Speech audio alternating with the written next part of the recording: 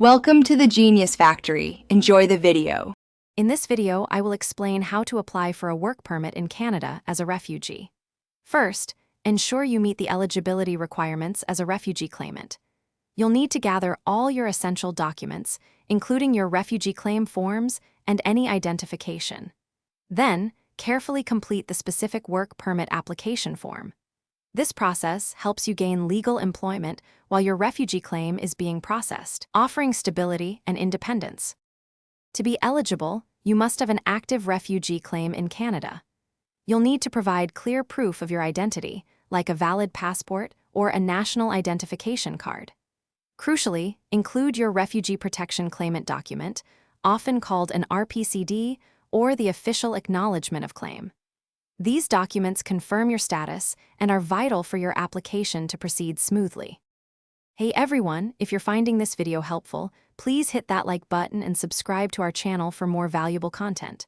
On another note, if you're looking to gain financial independence, I highly recommend The Simple Path to Wealth. It's a fantastic book that can truly change how you think about money.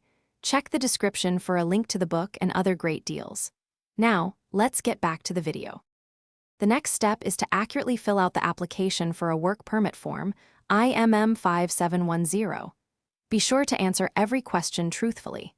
Then, pay any necessary processing fees. These can often be paid online. Finally, submit your entire application package to Immigration, Refugees, and Citizenship Canada. Double-check everything before sending it to avoid delays.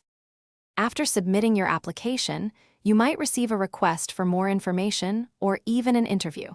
It's important to respond promptly to any such requests. You can monitor your application status online using the unique tracking number provided. If your application is approved, you will receive your work permit, granting you the legal right to work in Canada. Thanks for watching. If you found this helpful, don't forget to like and subscribe.